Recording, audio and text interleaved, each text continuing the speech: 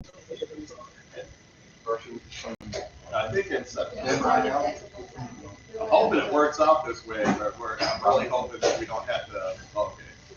So, how you doing, everybody? We're here at the July meeting of the Baton Rouge Astronomical. I'm here once again, Tim Tolman, Vice President, as the temporary Don, as Coy pointed out. Our President, Don, is still up north there for the summer. He'll be back. I'm hoping that he'll be back in time where he could be here for September, because I will not be here for September.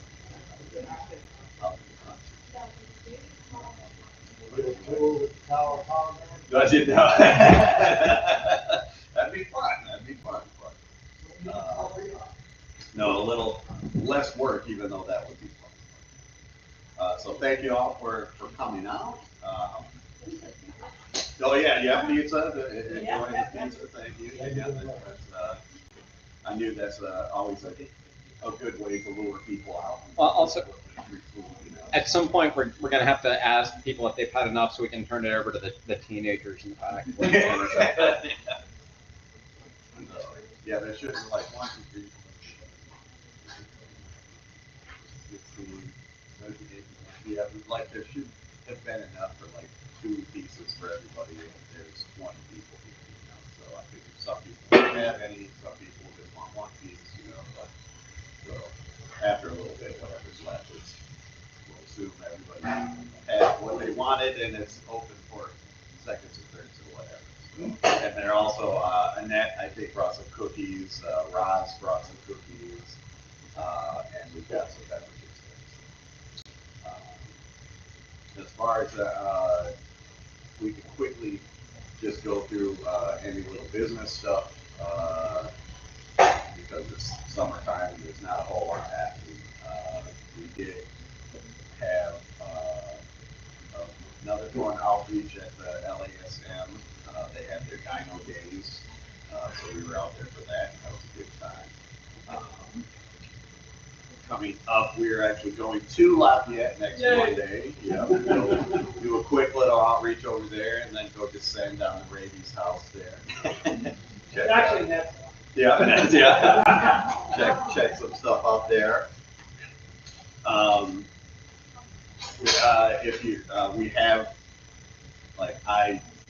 we needed a new webmaster for the club, and I had time on my hands because it is summertime, and so I re-taught myself some HTML coding and whatnot, and then went and had a meeting with Mike Carambat, the guy that hosts, has the server that hosts the website, and figured out how to do all that kind of stuff. So we got all the, most of the updates and stuff has been done through the website now. So the majority, there's still maybe 10% of things that just need to be adjusted a little bit. I need to double check the life of some of the links on the resources page to make sure that they're all active. But most everything is taken care of now on the web page.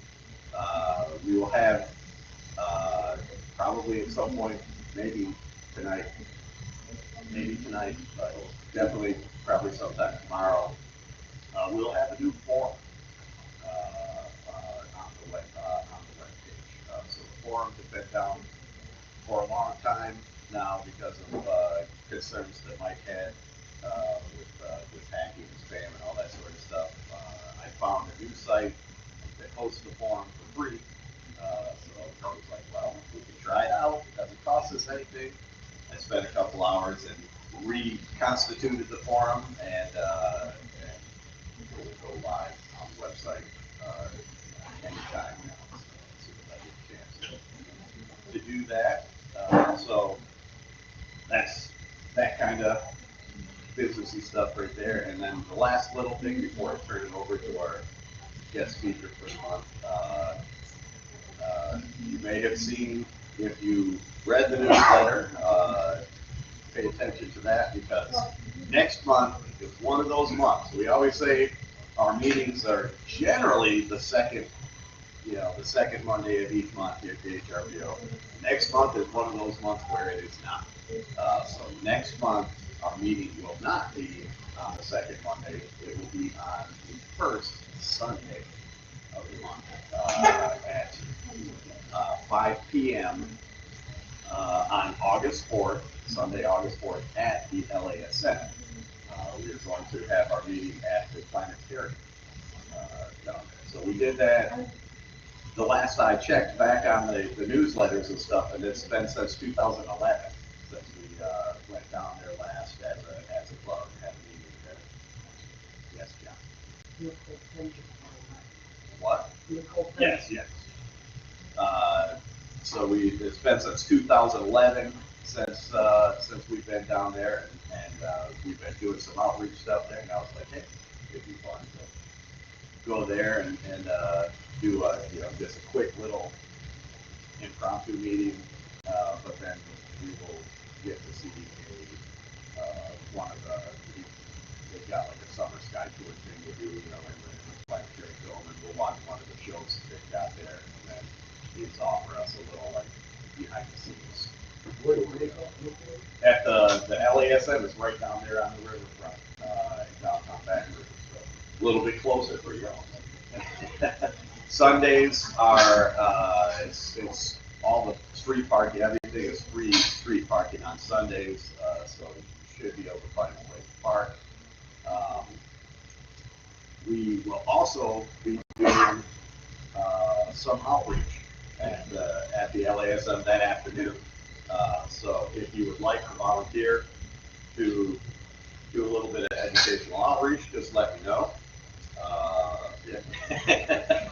So they're only open from 1 to 5, so it won't be very early, and we'll try and make it so that we're there until roughly around the time we're going to meet. But basically, if you're just going to come for the meeting and stuff, the place closes at 5, so you need to get there, sometime after 4:30, between 4:30 and 5. They'll know to expect you, so you'll be able to come in, and then we'll kind of gather up by the planetarium and get ready for our thing. But because they close at 5, if you come after 5 o'clock by too much or whatnot, then you might be locked out, because they will have to lock the doors and stuff, and we'll all be upstairs. There'll be nobody manning the door, so make sure you're on time.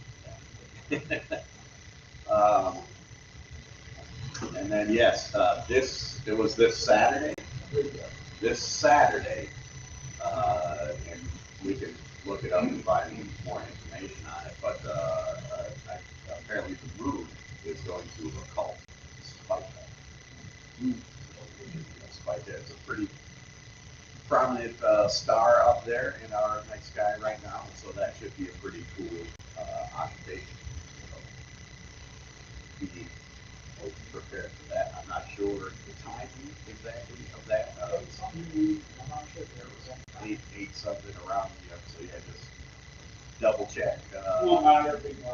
Yeah, probably.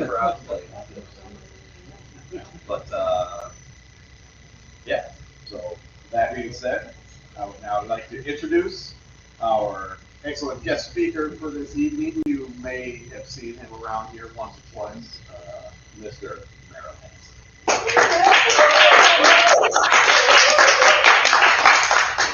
Before we get started, regarding the occultation, I think there's going to be an occultation of Saturn, but it's visible in this. I think it's in the day here. Yeah, Southeast Asia, right. It'll be a very nice conjunction at least, and also conjunction of the moon and the Pleiades. Got a couple of brilliant things going on. Well, this is probably going to be one of the more informal meetings we've had in a long time. We're going to show some video clips, and we're going to analyze them for the good and bad. And of course, this is something it's open for discussion, so there's no real format. So yes, please. We needed to see it, and I don't have any particular order that I've chosen to view any of these things, but I think we'll just grab one and get started.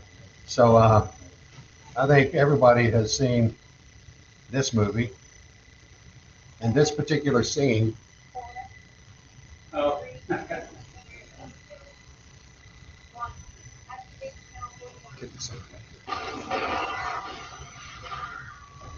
okay. All right, so, you know, they think the pressure from the vehicle out into space. You know, a lot of people think that, uh, you know, that vacuums suck, you know, like vacuum cleaners on Earth. They really don't. Even the ones on Earth, it's because of the pressure differences. But there's something that comes up here with them moving the valve there.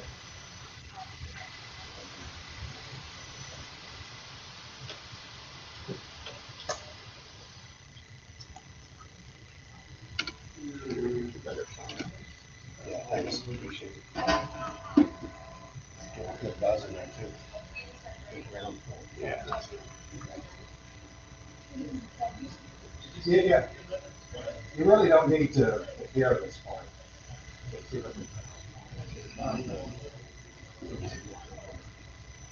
Okay, so when do you get there?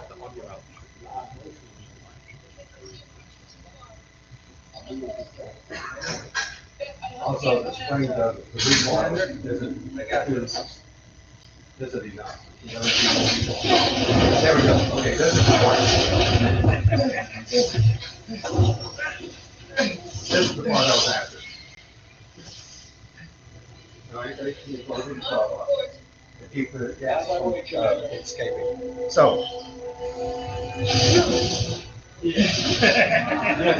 Oh, yeah. Yeah. What's my relative velocity in Mach? 5.2 meters per second. Copy, just in course.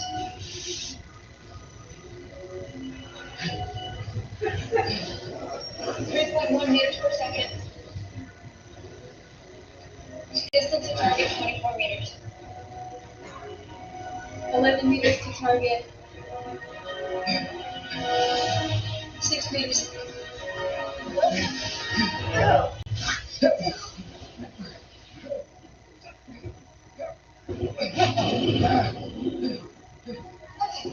Hold on, Mark.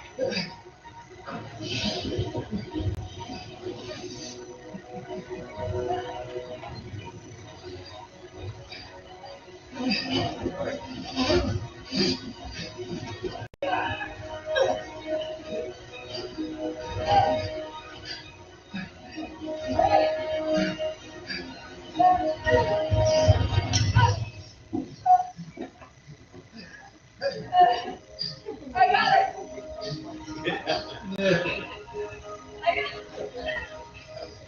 I got it.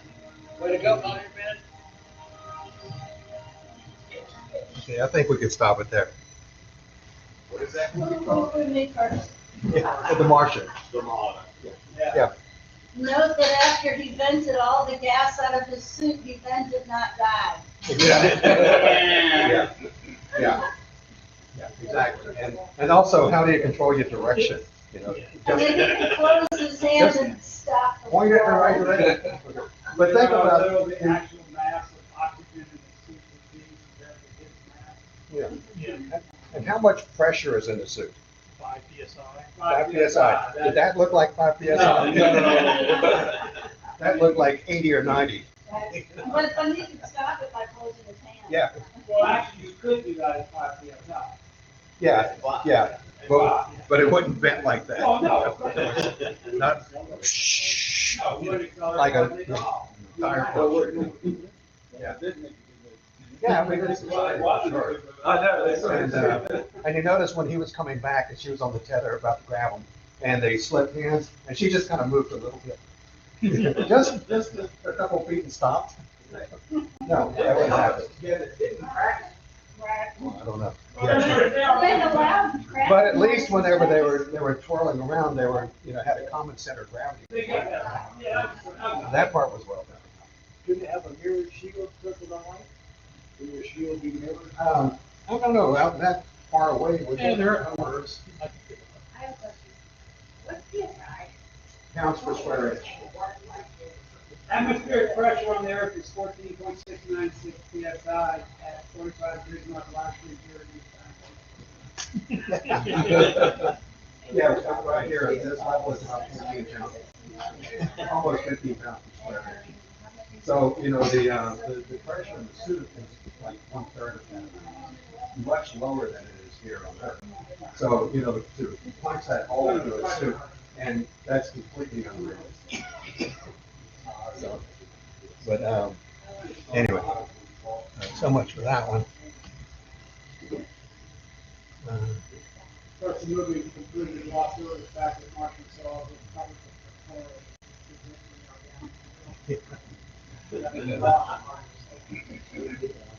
Now, this one is just a preview. I don't know anything about this movie. It hasn't been released yet. But I thought I'd show it because it's something you might want to. Historic moment makes Korea the second country in the world to land a spacecraft on the moon. 5, 4, 3, 2, 1. Korean movie.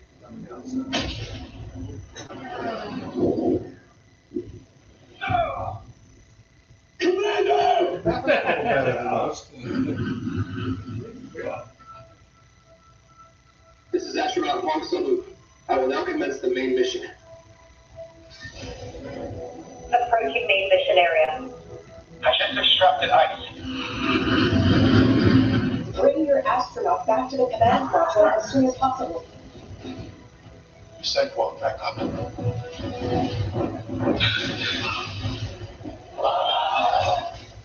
A massive meteor's falling! Get to the laser, ASAP! Reset! Reboot command module software! If this isn't successful for whatever reason, there won't be any more docking attempts. No! The meteor shows impact trajectory! Fire! Fire! Request for permission to dock the original test was rejected.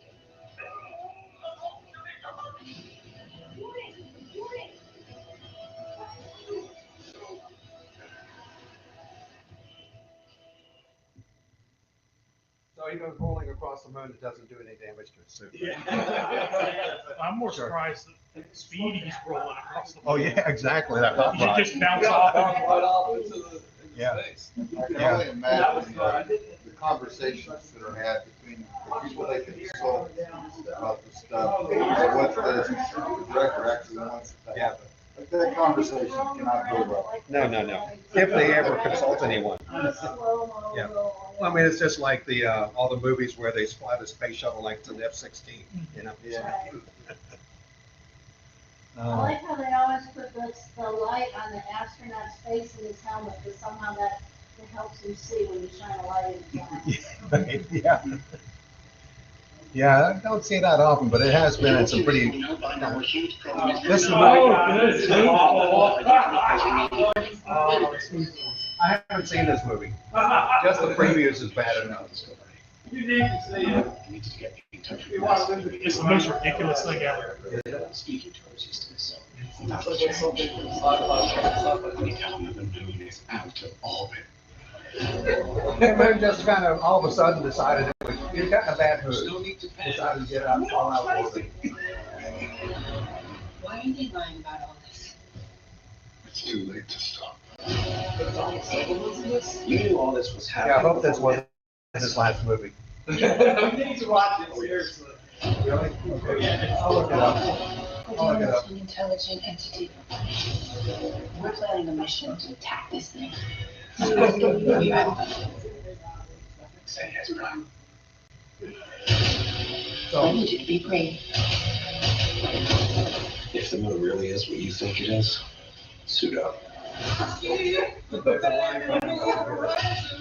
heard what they said. Gravity coming your way. You have to watch it now. Oh yeah, this is the best. There's a gravity wave coming close. What in the water, guys? Space that's shuttle. the funniest line I've heard in a long time. That's crazy.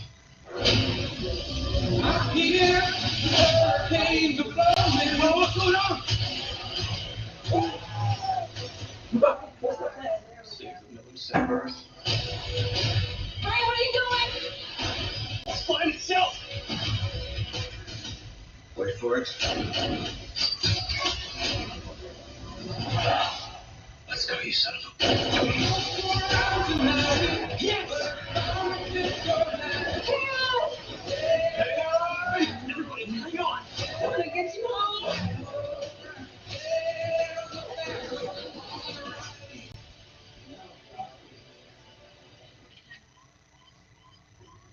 It's on airplane mode.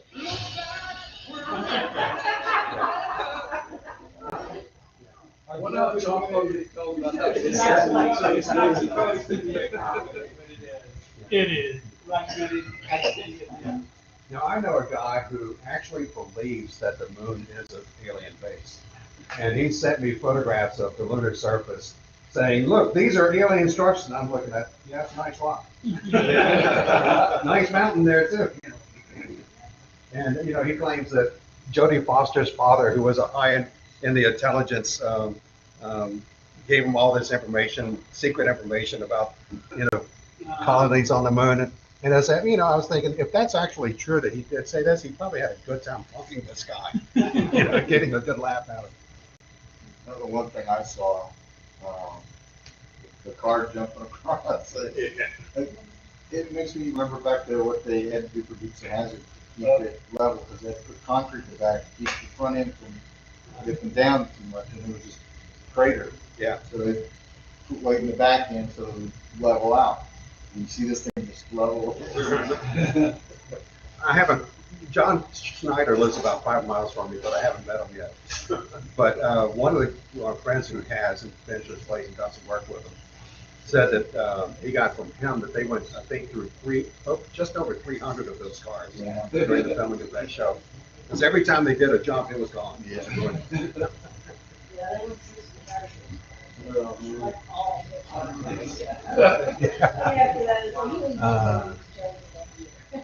Oh, what do we got now? Yeah, let's try that one. I can't remember what this is. Oh, yeah. Okay. I think everybody knows this theme. This theme on it. Oh, all right.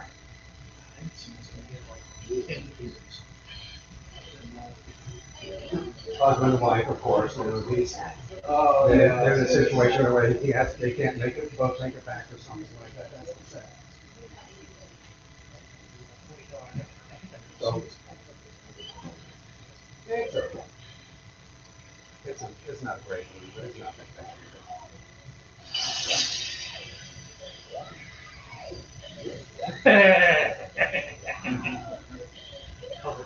In space, you can't hit somebody straight.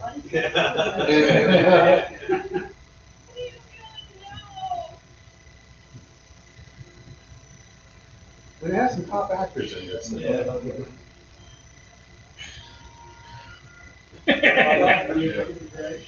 he is. Looks like the black hole. So, what's wrong with that? You don't even need. Would have been flying off of the pressure. What's that? The helmet would have fly off of the pressure, not just lifted off. Yeah. Apparently, they don't even need the seals to keep the helmet attached to the suit in space. Yeah. Apparently, from that. Actually, you can be exposed to vacuum. Yeah. Could you say that louder so they can hear it over here? You can actually be exposed to vacuum briefly without too much. Yeah. He said you can actually be exposed, for about 30 seconds, and be exposed to the vacuum space without too many severe effects. I mean, you won't be comfortable. You won't explode, your eyeballs won't blow Right. out. And you won't freeze like that. Because why won't you freeze like that? No conductive. It's just radiation. Correct. It's just radiation. Right. There's nothing to conduct the heat, the temperature like your body. It's heat, It wants. Yeah, it'll take a while, but you Yeah, will. the heat has to radiate. Yeah, the heat has to radiate into something. And so it takes a while for it to happen. But what happens before any of that happens? What's the first? Suffocation is one thing. Fulminating hypoxia. Thank you. Very You good. get the bends. All the blood, all the gases in your blood start to release and starts boiling in your blood. Would be a horrible place to go. Dying of the bends. Oh, yeah. Actually, would that happen because they're in a They'd be using In the suit, pure it happens oxygen. slowly, more slowly. Well, they- So the fulminating hypoxia Okay. would happen very rapidly. I mean, if I'm just taking a guess, given that it's full vacuum, it would probably be like 30 seconds. Well, no, I mean, because in a spacesuit, they would be breathing pure oxygen. They wouldn't have any nitrogen in The them. oxygen would immediately depart when he took his helmet off and broke the seal. And then the fulminating hypoxia like sucks all the gas out of your body.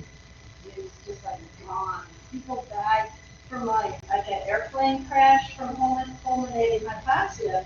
So if the plane just hits free fall and falls sufficiently fast enough, the people die of fulminating hypoxia before they ever hit the ground. So they were already dead, they didn't feel the crash. So pretty quick. Yeah, we need a diver here to tell us about that. Do you? Oh, okay. Okay. That's the test on it. All right. I didn't know. That's right. All right. I think a lot of us have seen this show, this TV series.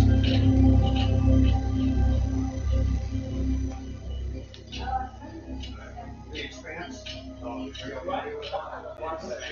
It's a pretty good series. I mean, it's pure space opera, space drama. It's more political than sci-fi. In fact, it's very political about the factions in different parts of the solar system. Is this an example of good or bad? Bad. Bad. Not all of them, no.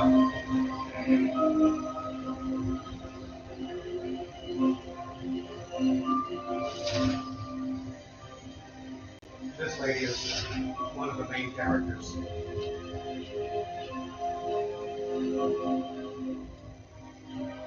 Had very good character development in the series. You know, David Strathairn was in it. He always elevates everything he's in. I know that look on your face.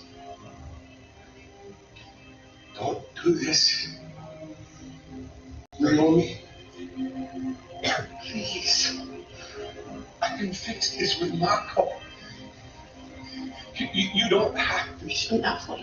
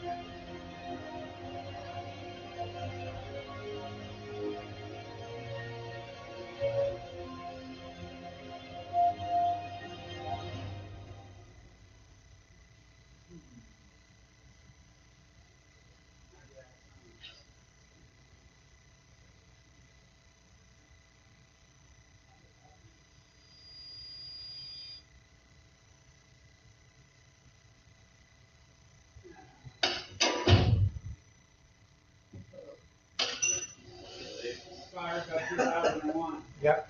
Exactly right. Yeah. Fires by So that 2001. was pretty good. I like how she's like still alive. There you go. Where's the switch?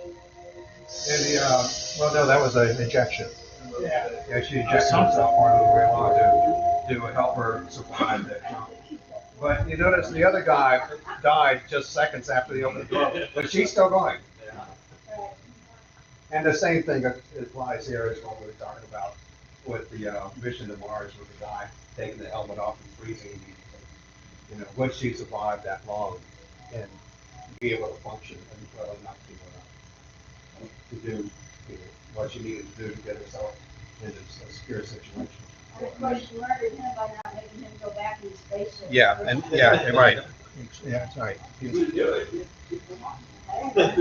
Well, no, he was a colleague, if you watch the series. Oh, I didn't have so. It's pretty good. I imagine. The one thing that kind of also showed there at the end, I always loved how the second the door closes, like suddenly it's so safe. Yeah. The second the door closes, okay, we're good. We're good. Yeah, you don't, Oh, I know that.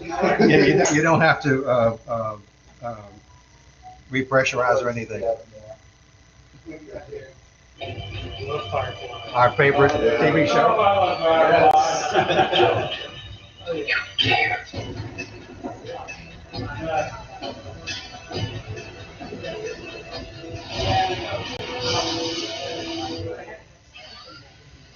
I got hungry again.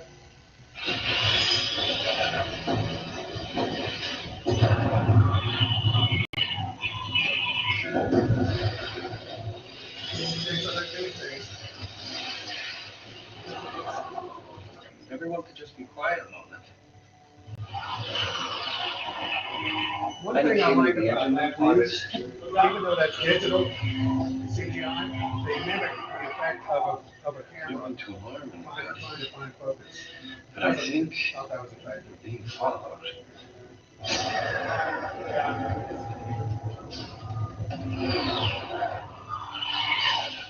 Kaylee, how'd you feel about pulling a crazy item?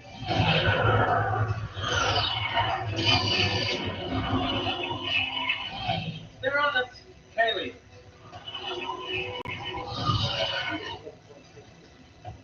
Okay. Everybody hold on to something. There's something you can't do.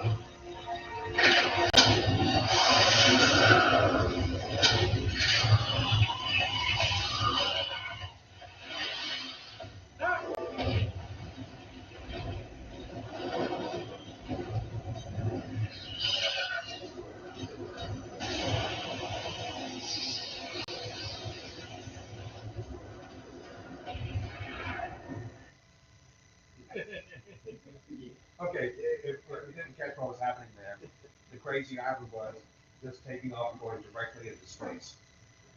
So, pick it apart. No, I think the Crazy Ivan was the spin. I think it I was thought it was supposed to be. all of it together. Yeah, it could have been both all together, but yeah, I always thought of it as that crazy, shoot one rocket the other way to spin around real fast. You know, it's the- And they noticed, they said, okay, everybody grab a, brace yourselves, and they're all standing there like that. And they did that maneuver. And, No problem. yeah, no problem, they're just, It's Ash, bro. He's just that good.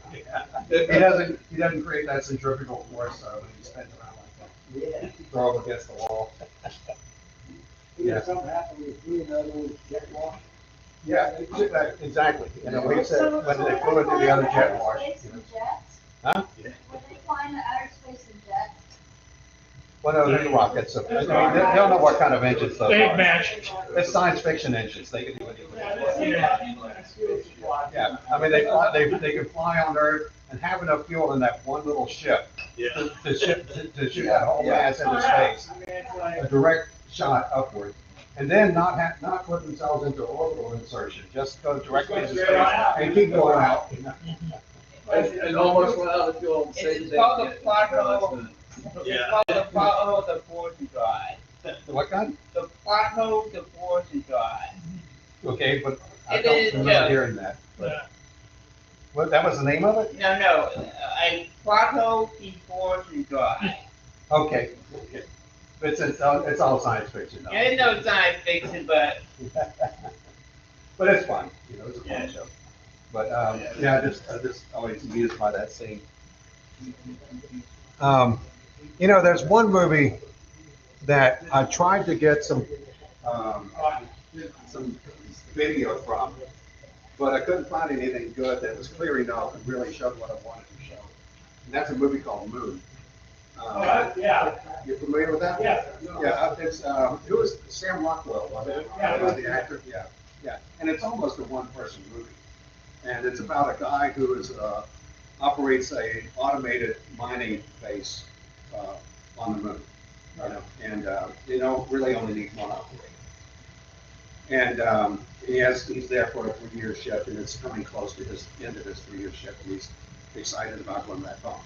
Anyway, some adventures happened. But what I liked about the movie was, well, I mean, there are some scenes where he's driving the lunar rover and it throws up the dust and it still floats a little bit too much. But for the most part, it does fall back, to the earth quickly like it really did.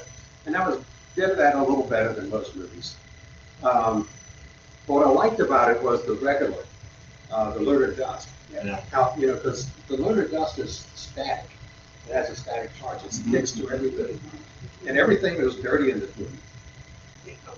And they did that part well, I thought. Yeah, it sticks everywhere. Yeah. And anyway, I just thought that was a good effect. I just couldn't find any scenes that showed that. I did find one, but it was like 12 minutes long and it had this god-awful music on it. It was really annoying. I mean, it's a good movie, it's worth watching. Yeah. Yeah, very underrated movie. Probably, what's the name of it? Just called Move. M-O-O-N. It was made, what, about 6 or 8 years ago? Yeah. Sam Rockwell was the It's movie. It's an actress in the movie. Yeah. Yeah, it is. Sam Rockwell. And you can get it, you can watch it on these free streaming services. I think in YouTube has it free, you can watch it. Tubi TV, places like that. Tubi TV is a treasure chest if you don't watch it. You got all kinds of stuff in there. It's all free streaming. In fact, there's one movie, there's a couple, one digressing a little bit. But talking about the moon, I was telling Trey and Coy earlier, there's some Louisiana guys, young guys here in Louisiana that made a probably like $200 budget movie about 10 years ago called Lunopolis. And it was filmed here in Louisiana. You go out to the cane fields and you can say, I think I recognize that place. And there's some of it out in the Atchafalaya Basin in a houseboat. And it's dealing with some lunar mysteries and conspiracy stuff, and strange claims along the moon, things that they uncover along the way. It's like a puzzle that they solve as they go along. And it's quite well done. Good script, Lunopolis. And Lunapolis. And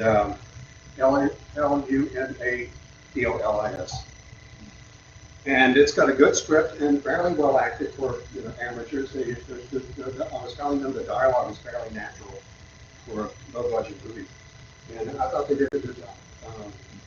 Then of course Symphonic. Some of you have probably seen that. It has nothing to do with space, but it was filmed in New Orleans and Algiers. You'll recognize a lot of places. Stars Anthony Mackie, New Orleans native, and it's one of the Moorhead and Vincent movies. I don't know if you know who those guys are, but they've made about 5 or 6 movies so far. And they're low budget, but they're all pretty interesting. And well done too, as well. Symphonic is the one they spent the most money on. And it still comes off like an independent film, but it's well done. And it involves interdimensional travel through a street dwell and a mystery trying to find this young girl. It's very, very good. I recommend it. And they have another one called The Endless, which was their first movie, I think. And it's very low budget, but it's also well done. It has unique and thought-provoking mystery in it. The Endless. Yeah, Moorhead and Benson. Yeah. Did that one, did this one. Okay, you know this movie too.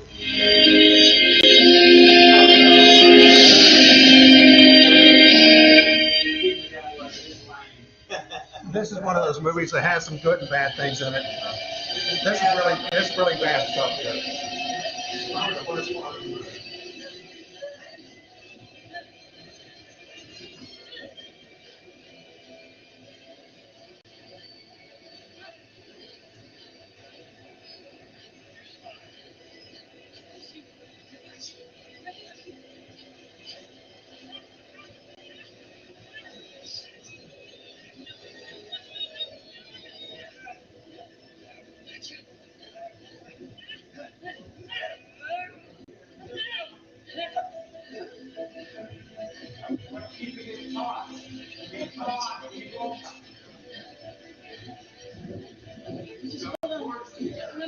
pulling you in. Hey, Doc. Just hold on, hang on. I'm gonna pull you in. Ryan, listen. Pull you in. You have to let me go. No. You ropes are too loose. I'm pulling you with me. You have to let me go, or we both die. You go, we're fine.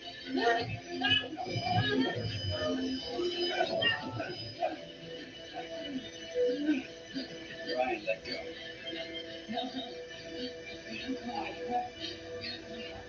It's not up to you.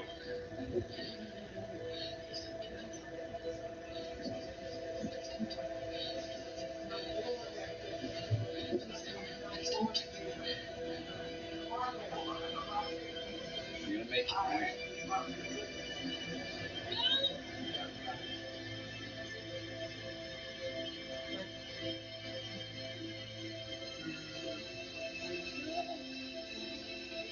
Oh, and now there's no fiction on the road.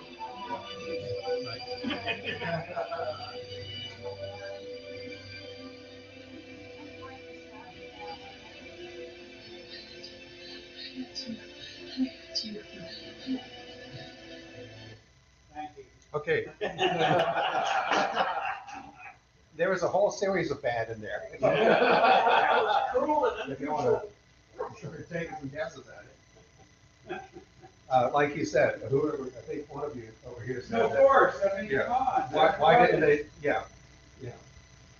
But, you know, whenever they have the tension going out and it stops, why didn't they recall? They should have. They should have bounced back. That's what would really happen. Instead, he just out there, it's like they're hanging from a cliff. You know? There's nothing drawing him And back. there's nothing pulling him away. You know what? Because he's standing still. There's nothing pulling him away. When he let go, he should have just sat there and not moving at all. Because they were out of position for the team to say. Normally, the difference might be a few millimeters. Yeah, exactly. Now, she might have recalled back a little bit, maybe. But, you know. Oh, that was hard. Yeah, that was pretty bad. You know, and the rest of the movie, they tried so hard to do it well. Well, in this one, you get, it was very dramatic, but the idea of all the debris Yeah. causing the damage that it did. Oh, yeah. It's a good scene to make people understand space junk and like what the threat is. But yeah, they really went over the top. On a side note, NASA is facing their first civilian lawsuit for space junk hitting somebody's house. Oh, yeah. Battery pack up. That was in Florida? ISS, came to the roof, and went to the subfloor of the house, and they're being sued for $8,000. No. Didn't hit anybody, but Yeah. something's gonna come down. What was it, what, Yeah. where did it come from? Was it? It came, well, it came ISS. from the ISS, and an identifiable piece of a battery pack Okay. that re-entered and did not burn up. Yeah, it was a metal rod that was part of the superstructure of the battery pack. 10 kilograms, I think. Yeah. And if it had been a few minutes later, it would have gone into the other. And recently they found a 100-pound piece of a Russian capsule that survived what's that? I think it's Australia, yeah. Australia gets the best stuff. They got Skylab. They get all the good comments too, don't they? I Yeah. can't wait Yeah. for ISS. This man, they started buying pieces on eBay. I think the best thing about this movie is, that year at the Golden Globes, Tina Fey and Amy Poehler were presenters, and they make jokes at the beginning, you know, and their little monologues and stuff, and you can find it on YouTube, like that, she joked, and she said, Gravity, it was nominated for sound or something or other, you know, he said it's a movie about how George Clooney would rather die than spend one more minute with a woman his own age. It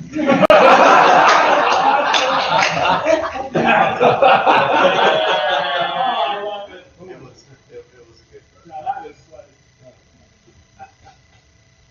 Oh, boy.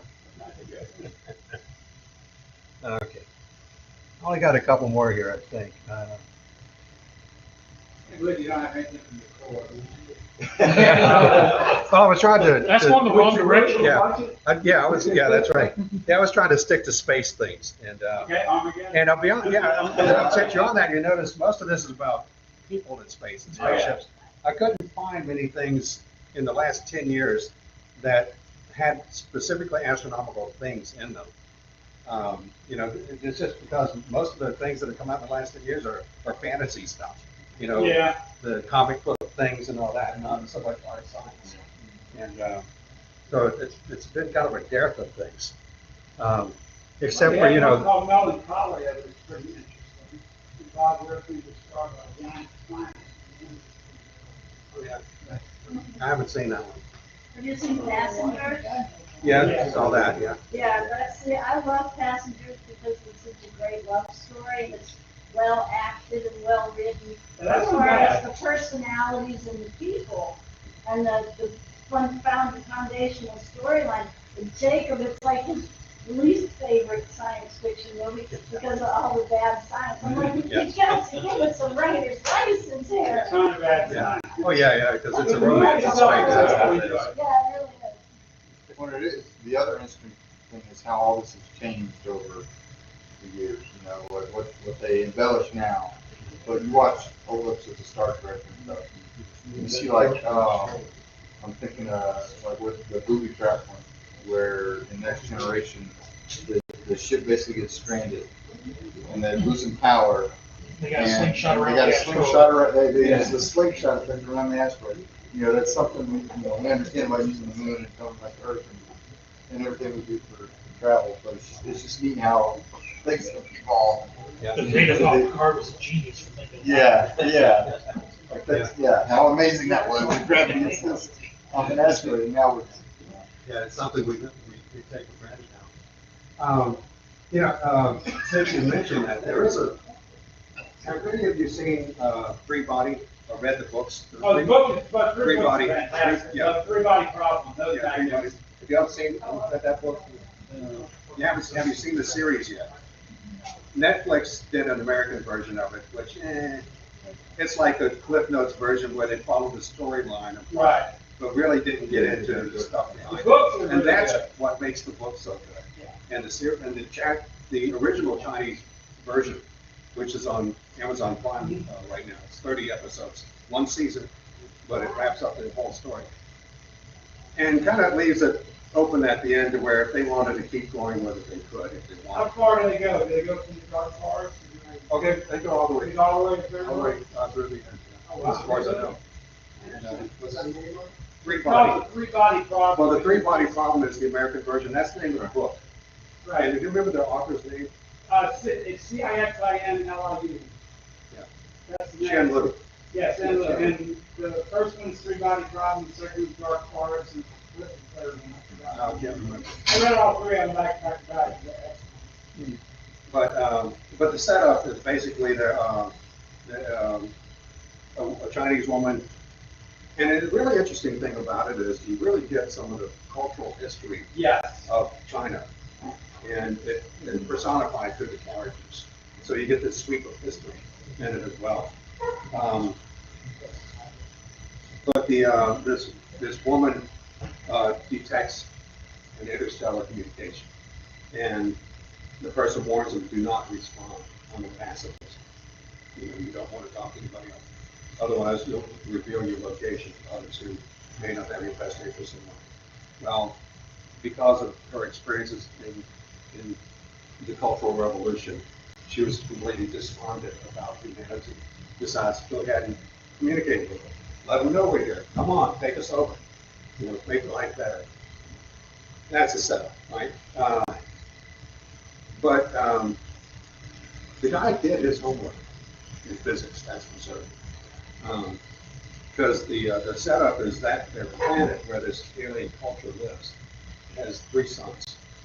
And it takes a long time to figure out what's happening. They just go through these periods of life that they call the stable periods, where life is good, they can live and prosper, and then they have the chaotic periods, where all these disasters happen, their civilization is destroyed, and then it lasts for varying amounts of years, or maybe just a few days, or sometimes centuries, and then everything goes back again and have a stable period, and it lasts an indeterminate amount of time. There's nothing stable, nothing, they can't predict anything. And so they finally find out it's because they have 3 suns. And because of the chaotic interaction of those suns, they can't plan anything.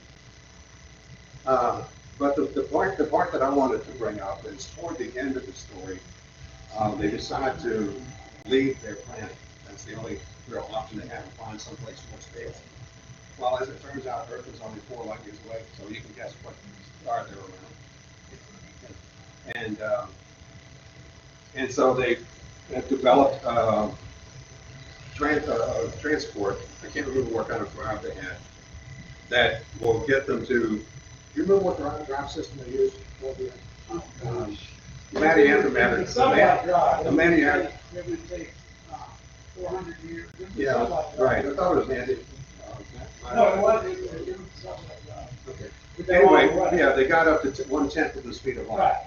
Okay, so they sent a probe out, and they said, well, the probe will get there in 40 years. Right. All right, but then they just sent all the colony ships out, these large, monstrous behemoths, and they said, oh, they calculated it's going to take about 450 years to get here. Right. Okay, but they're still traveling the same speed. 1/10 of the speed of light. So, okay, so why is it taking that small probe only 40 years, but taking them 450 years? Anybody That's guess? really great, because I think the program was able to do, because it's tiny, Yes. it's accelerated much closer. Wait, I'm letting them guess. Oh, I'm sorry. Sorry. No matter what size. Yeah. But what's interesting is. You'll never get to the speed of light. No, they only got they to can 0.9. only get to 1/10 of the speed of light. Yeah, with the small probe, you got to 0.9. Yeah. But what's interesting is it's based loosely on the Alpha Centauri system. Yeah.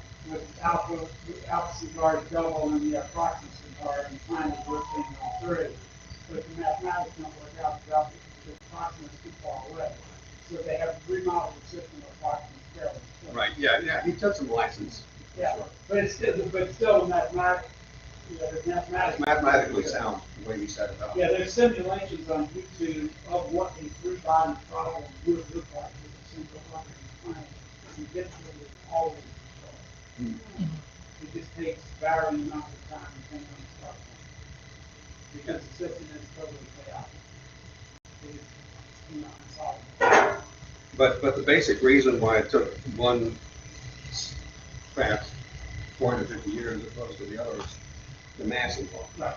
Because these monster ships, bigger than, like a dozen aircraft carriers, it takes a long time to accelerate to that speed. And then it takes a long time to decelerate. So the time that they're actually at that 1/10 of the speed of light is only a very short part of their path toward the Earth. As soon as you get So up most of speed, their, you got to slow down. exactly, so it's just like a jet aircraft, when they go up, the cruising altitude and then come down again. They don't spend much time in cruising altitude between short stops. And it's the same thing there.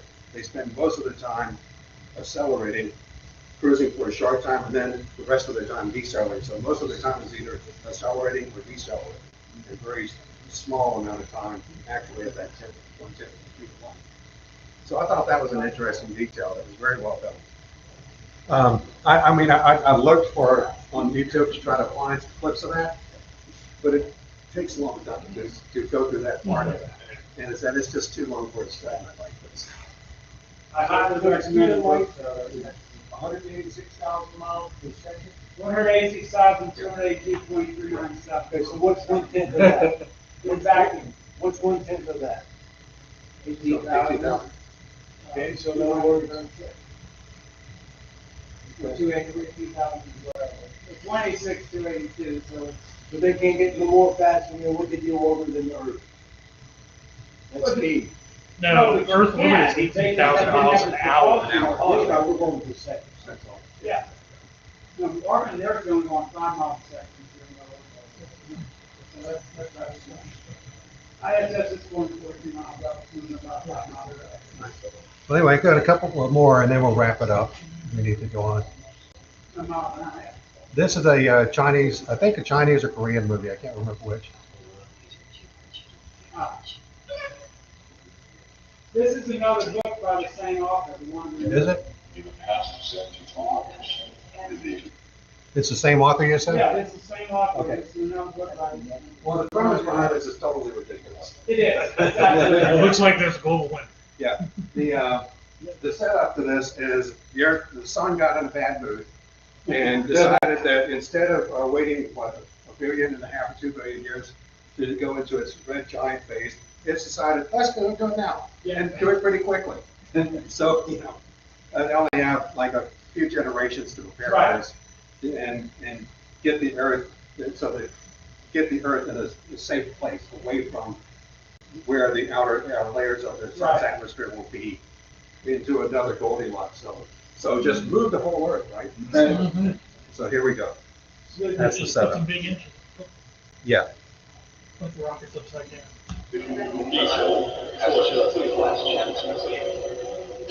And there's a sequel to this I haven't seen.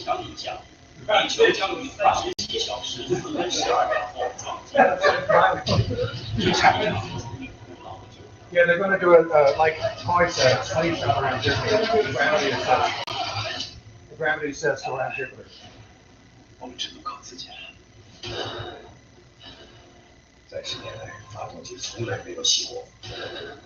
这不是简单的救援，我们摊上大事儿。Warning: Earth engine system failing. Total 121 facilities. Correction: 1,001 correction. 3,000 correction. Correction. Correction. Correction. Correction. Correction. Correction.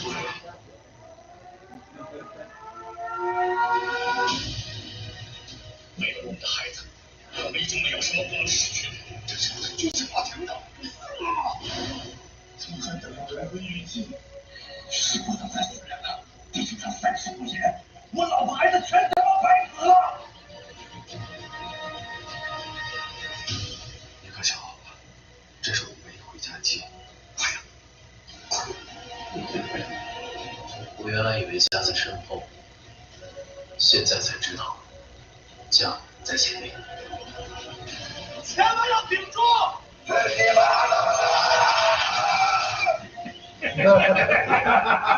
最终结果将人类历史导向何处？我们决定选择希望。There's a dubbed version of this, so you can hear it in English. Yeah. 地球好运。 But the premise is they build these gigantic engines and all over the Earth to push the Earth away from. Yeah. Now, of course, the Earth isn't rotating anymore when that happens. So think about what happens. Stop the rotation of the Earth. Yes. Which they accomplished. Yeah. So think about the implications of that. We're kind of change. The core might have something to say about it. And the atmosphere, might have. Yeah. I suppose if they put the engines all over the Earth, they could just fire them up, just the ones behind it, and then turn them off and fire the next one up. It wouldn't That's true. They had to have the rotation stop. Yeah, but they would waste so much energy during those rotations trying to get those other ones fired up and keep the momentum going, plus accelerating at the same time. And and then where do you put these things? I mean, you have to put them on the greatest landmasses there are. So that would mean probably, Eurasia. So, you take up, how much of that land do you take up? Yeah. And, all the debris flying around reminds me of one thing about gravity. Corey mentioned about the debris flying around, crashing into them, causing the destruction. You notice that the debris came from the opposite direction of their orbit? Yeah. It doesn't happen. That doesn't happen. Everything, it don't work. Where was the moon in all this? They call that. And not See, only they had that, to mine but out the the speed moon of the to build debris. the engines. The speed of the debris, you saw it flying by like 80 or 100 miles an hour, 200 miles an hour. Could be thousands of miles an hour. Yeah, you wouldn't see it coming. It was just, it never would happen. Yeah. So that's another flaw in that one. I'm not going to play this. I'm just going to show the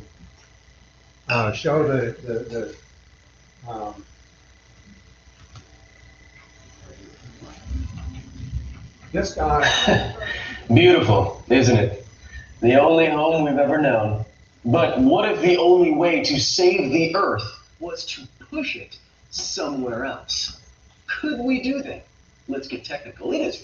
I'm not going to play this because it's 15 minutes long. But this, if you look it up on YouTube, this guy does a very good analysis of that movie, The Wandering Earth. Saying, okay, could we push the Earth away? And he brings up all the points that we just talked about stopping the spin and so forth. But then he starts doing a propulsion analysis on the current engine technology that we have. How many Raptor engines would it take? Well, it would take, and it winds up coming, we would have to cover almost the entire side of their the backside, with engines. And plus, how much energy would it take? Well, it would take 98% of the Earth's volume in energy. So you only have 2% of the Earth left if you can convert everything into energy. I mean, but that's worth watching. That's a very good video. And he goes into a lot more detail into many other aspects of it. I'm just putting that up there for a recommendation. I can't remember what his name is, but he's got a whole channel, of popular things, topics that come up in popular culture, does the scientific analysis. Yeah. And this is not a critique of good or bad science. This is just, years ago, remember Blockbuster? Blockbuster video?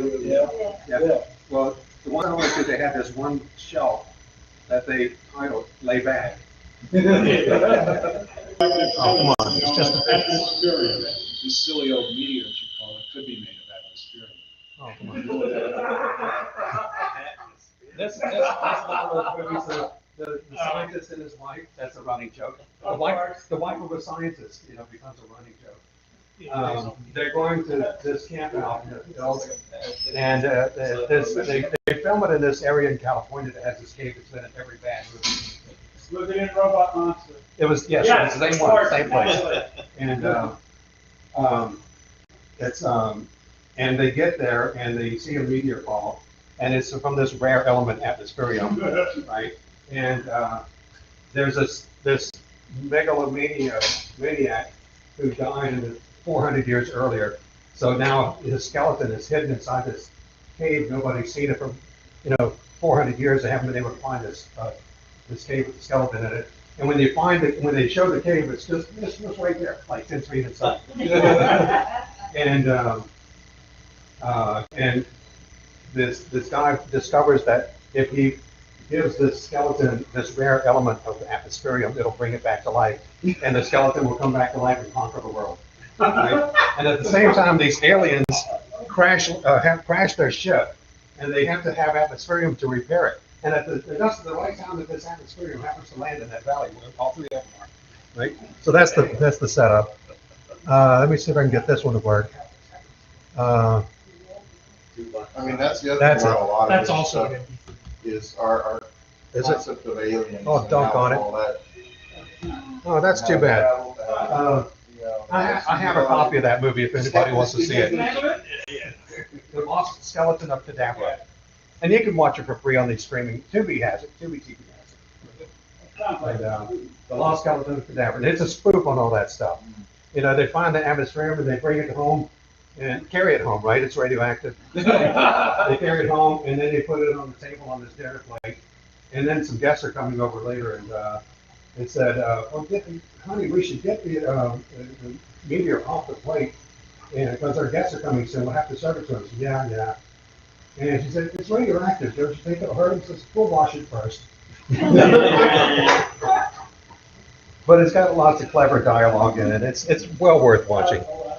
They've done some other movies, but that was the only one that's really worth recommending. And I think I'll close off with this one, just to. This ever happened to you? Oh, crap. I stuck gum. I hate people who spit their gum on the ground. You'll never be bumped from stepping on gum with new anti-gravity gum, the chewing gum that defies gravity. Here you go. Gee, thanks, mister. You lost his jacket. It's like there's a party in my mouth, and everyone's invited. That's right. Anti-gravity gum is available in 5 out-of-this-world flavors. Red. Orange. Blue. Green. And grape. Wow, so many to choose from. But now the flavor's gone, and I don't have anywhere to put this. Just spit it out. Okay. Touchy, muchy. Now, if only I could get everyone to chew this stuff, I'd never step in gum again. No more chewing soon enough. Anti-gravity gum, the chewing gum experience that won't let you down.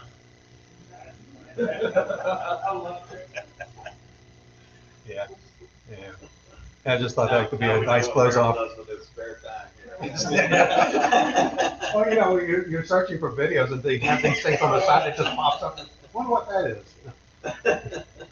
If you really desire to see one of the worst science fiction movies ever made in all of human history, find a copy of Robot. Oh, yeah, it is, man.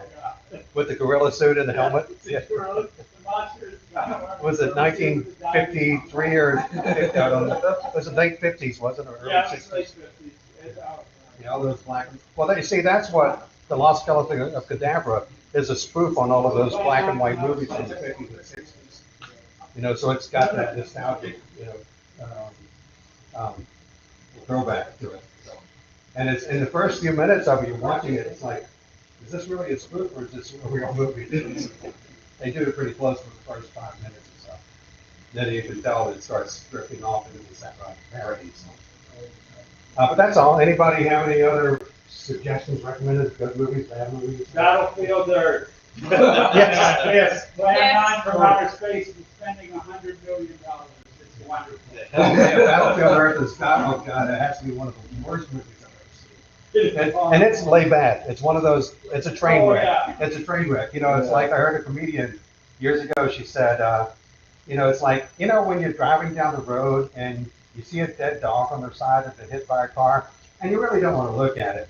But then when you get up to it, you do, and then you wish you hadn't. That's kind of what it's like. If you ever decide to watch Battlefield Earth, watch it with the commentary. These people thought they were making it. Yes. And it is unbelievable. It was a complete, oh, God, it was John Travolta and, Forrest Whitaker, yeah, who else?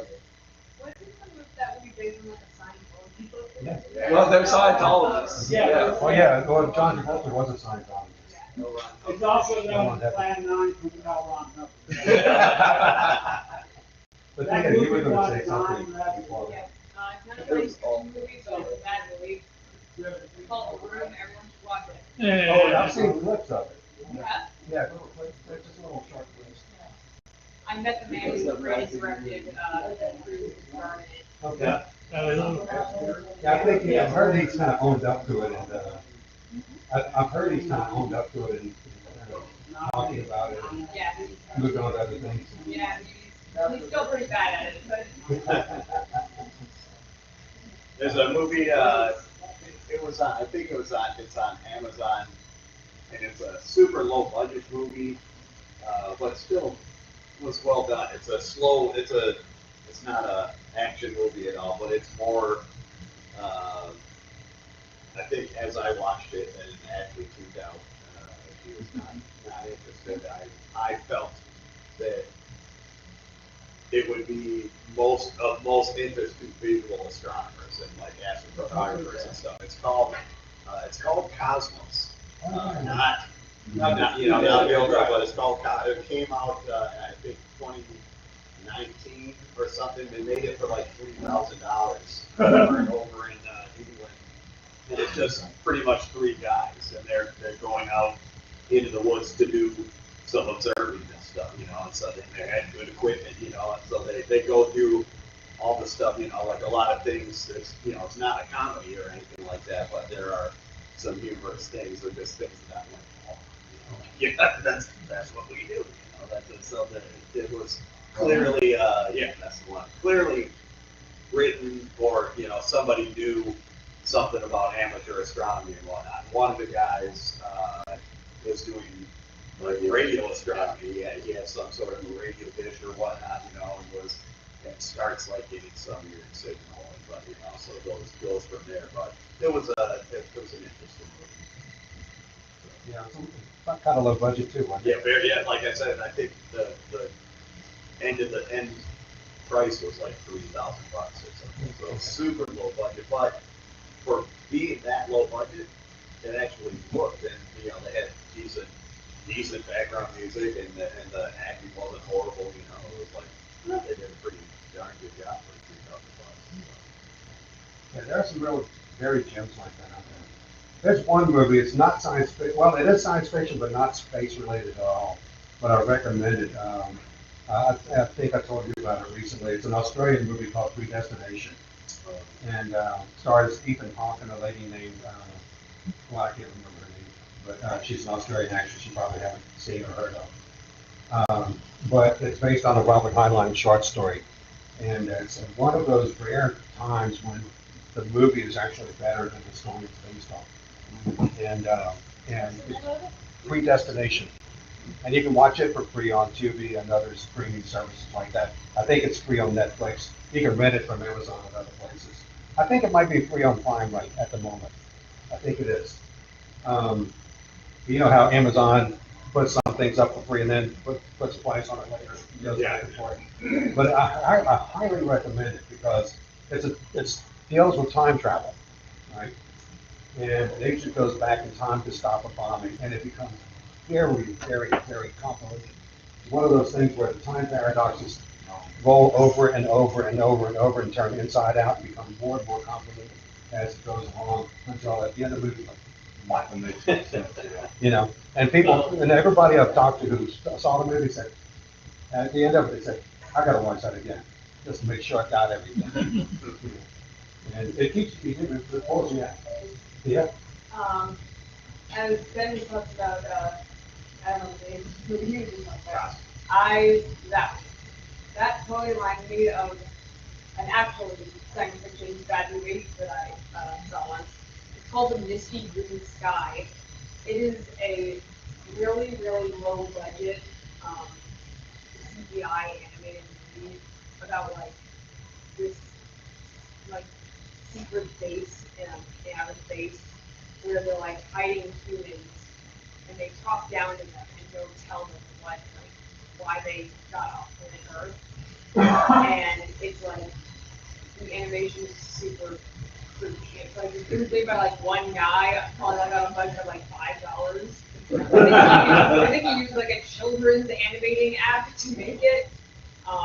It was apparently supposed to be a trilogy, and he wanted like $200,000 to make the whole trilogy. And he got like 200. Like just $200. There was only one movie. It's so on bad. IMDb, like there's only 3 cast members. Yeah. They do all the different voices. You know what I forgot to load up on here are some old Relays videos from the early 1900s. Y'all know the ones I'm talking about? Yeah, what's that? Yeah, the Earth to the Moon. You've seen that one where all the women are shoving the capsule into the cannon and it fires it off to the moon and it flies and then the moon's face is up there smiling and then it lands in its eye. And you've seen that one before. Yeah, that's one of his. But he did a whole string of science fiction things like that. They were just excellent, you know, at the time. And it made very creative use of special effects, mostly stage stuff, you know, things that were done on stages. And, you know, he just put stage productions on film and enhanced it because of the additional technology of the films that he had. It's quite creative and unique for the day. I really recommend looking it up, Millie's.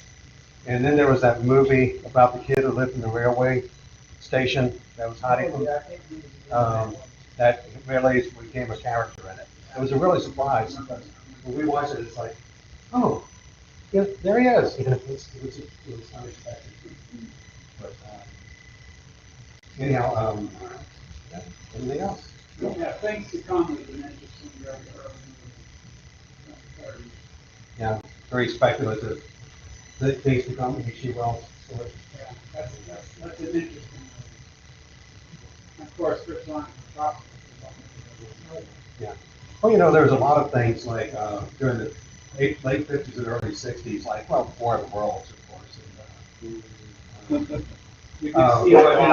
from the, I think it was Mission to the Moon or no, it wasn't Mission to Mars. It was, I can't remember, but there was a series of movies where, what was the space artist that did all those, John, you would know what I'm talking about, who did all the futuristic drawings of space exploration, landing on the moon and so forth. Chesney Bonstell, yeah. There are a lot of movies that use Chesney Bonstell's artwork. It was based on that, and they were quite good. He was actually a futurist who was anticipating what would space flight be like in the future. And he did some pretty interesting stuff. And some of the things that actually did become, the concepts anyway, did become part of the space program. There was a Japanese movie that came out in 2016. I've only seen the trailer, but it looks like anything we just saw here. It's called Terraform Mars. It's the idea behind it. The plot is that like in the 21st century, scientists decided to start terraforming Mars because of overpopulation. And so like 500 years later, a mission is sent there. Oh, so the way that they're terraforming is they sent moss for oxygen and roaches to spread the moss. Yeah, you can see where this is going. So 500 years later, a mission goes there, and they find that the roaches have all turned into these big hulking behemoths that drag around clubs like cavemen, and they end up, murdering people and just total schlock. I think that's a good note to end it on here.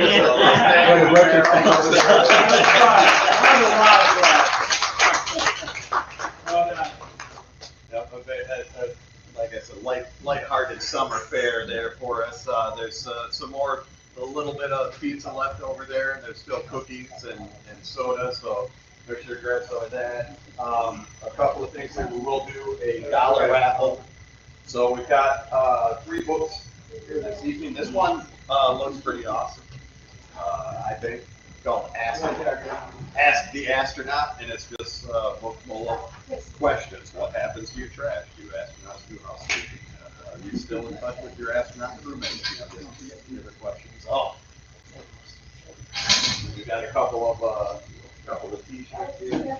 Got this quote: "The photographic atlas of the stars." That's a good one. That's a good book. Very nice book here. And then we have a few of these giant coffee books here. Table books. Yeah, that's an excellent book. That's a very good one. That's a fantastic. That was before the days of picture and special. I opened No, that's fine. You're looking on the road. Yeah. So those tickets will be $1, and we got a couple of. We'll do one T-shirt. We'll save the next one for next week. It is this one's a large. I think they're both large. So it's a large, and it was for the Great American Eclipse from Sweetwater, Tennessee. In 2017, so a white elephant T-shirt prize for somebody.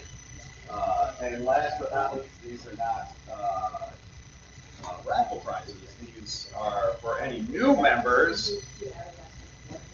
If you have not gotten one of these, we've got little member buttons, astronomical. So if you're a new member and you have not gotten a button, come up here and grab one of your buttons. And with that, we do working on some stuff for the fall. Again, everybody was like out of town for giving talks and stuff in the summertime, hence our laid back thing this month and going to the LASM next month. But in the fall, I know Dr. Himes is going to come and give us a talk at some point. Another gentleman named Caleb, I forget his last name, who gave a great talk on neutron stars and that accretion disks and stuff around that. So I'm working on getting them lined up, and I'm also working on getting up a web talk from a lady that is I forget, she's the vice president or chief something. She's a supervisor for Blue Origin. Wow. So yeah, she happens to be a girlfriend of a musician friend of mine. And so, whenever they're launching something up, he's always texting me, "Oh, Carrie, just, I'm like, pretty cool." And she's like, "Oh, she's No, she's like, it's nothing, I'm not, I'm like, whatever, you work for, you work for this company, you can come and talk to us about it. She's like, all right, so get that at some point here too, so we've got some cool things coming. In the meantime, come buy a raffle ticket, eat some, the rest of that pizza, so we don't have to take any home.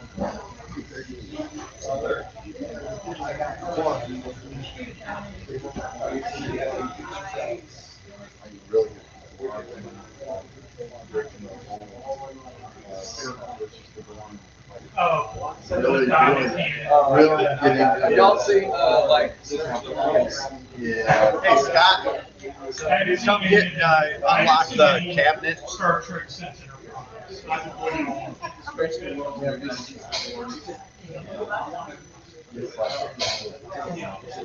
turns into this.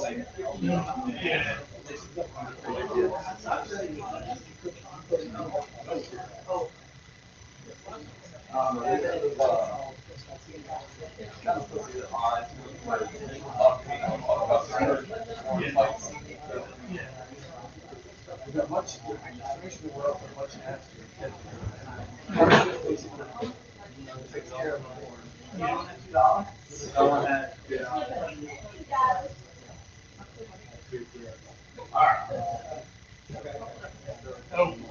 Got the right ticket, yeah.